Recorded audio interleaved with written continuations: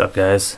So I just finished watching this movie called Chaos. I think it was released in 2005, directed by a guy named David the Demon DeFalco.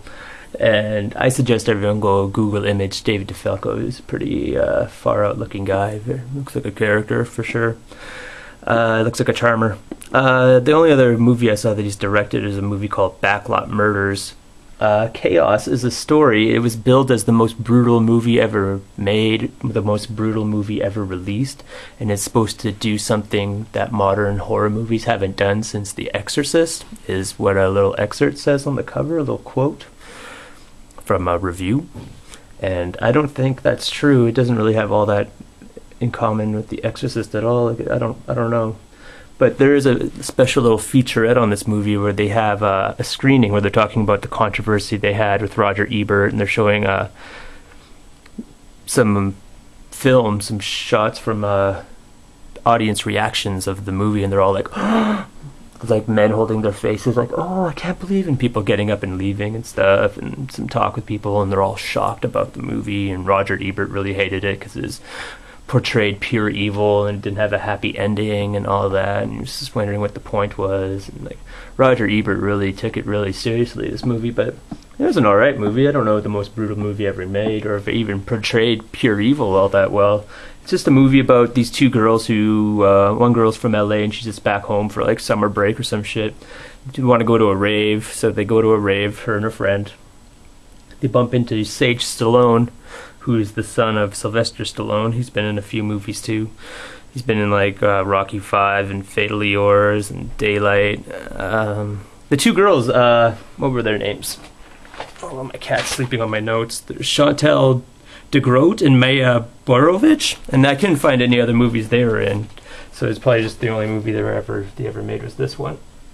So anyway, they bump into the character Sage Stallone plays this guy named Swan, and he's there to lure girls back to the cabin for this gang of convicts led by his father named Chaos. And there's Frankie, and I forget the woman's actress name was Kelly Casey Kwan, but she hasn't done any other movies either. The Stephen Wozniak playing Frankie was in a movie called Hope Ranch, and another movie called Statistics, but I haven't seen any of those. Anyway, this movie is pretty good. It gives equal focus to the victims and the family and the convicts. It starts off with the convicts. They got the female gang member hitchhiking, and these guys stop and try to sexually assault her, and Chaos comes out and hits him in the head. And I kind of liked him in that scene. Like, he's just, you know, beating up other convicts like himself, I guess, and robs their money and breaks the windshield on the car, beats the hell out of them. I don't know if he kills them, but anyway, so Swan eventually takes them back to the cabin, the two girls. As soon as they get in there, they're pretty much trapped. They start getting beat up and assaulted and have their arms and legs duct taped, and they're thrown in the back of a van, dragged out in the woods. You know, it's pretty much just like Last House on the Left, and they're like degraded in the woods, made to do all these degraded things, and eventually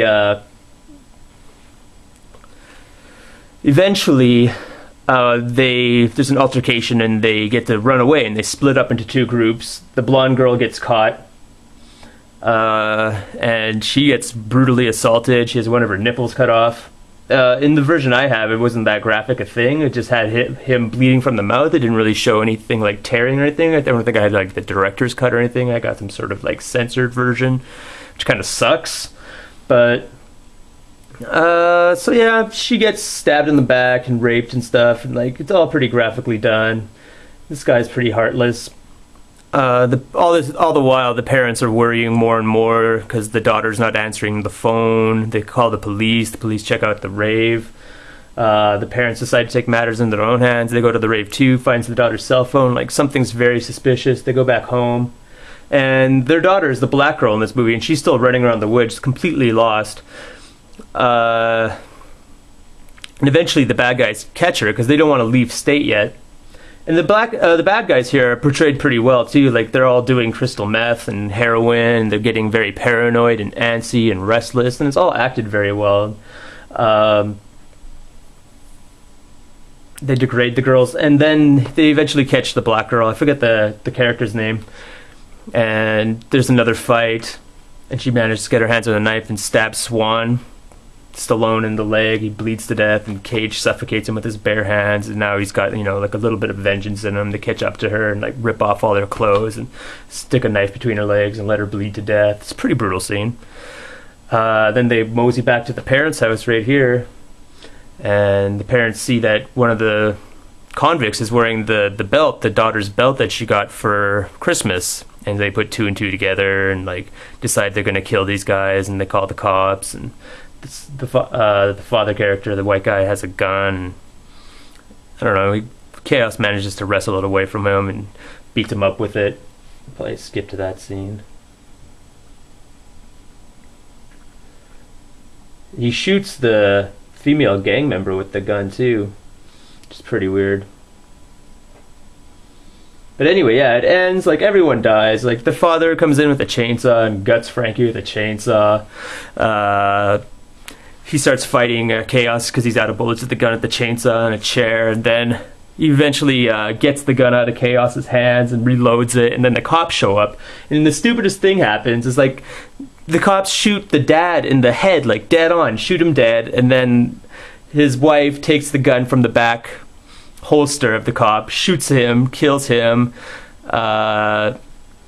Chaos now has a loaded gun, shoots the cop, and then shoots the black lady, and then the movie ends, and that's how it ends. Like, I don't know. Like, it wasn't the best movie ever, so I wouldn't say it's my new favorite movie, but it was well done. It was better than I thought it would be. It looked like it had a little bit of a budget. It was very well acted. You know, it didn't have that much special effects. Just a couple of gunshots and, like, some blood and stabbing, but, yeah, it wasn't really like your typical slasher movie or anything. Just like a very graphic kind of crime story, I guess, but I guess it's kind of a horror movie, but nothing you'd be like, oh, this is so shocking. Oh, like, it's, if you've seen Last House on the Left and like the original version, it follows that story not too closely, but fairly well. Like, it's a better version of it, I guess. Like, it wouldn't be exactly a remake, but I don't know why Roger Ebert hated it so much. Like, it's a pretty tasteless movie, I guess, and that's why he could get mad, but he seemed really, really butthurt over it. But yeah, David DeFalco, you should Google image him. He's a pretty funny looking guy. But yeah, I didn't mind this movie.